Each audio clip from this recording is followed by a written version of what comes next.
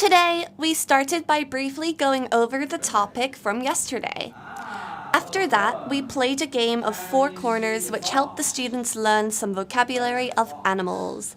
Then we read a book about transportation where the students would have to repeat the words and point to the correct images. Finally, we played a few games of bowling which students really enjoyed.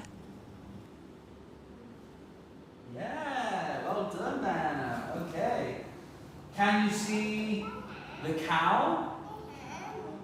Can you see the cows? Moo! Can you see the cows, Vincent? Moo! Where?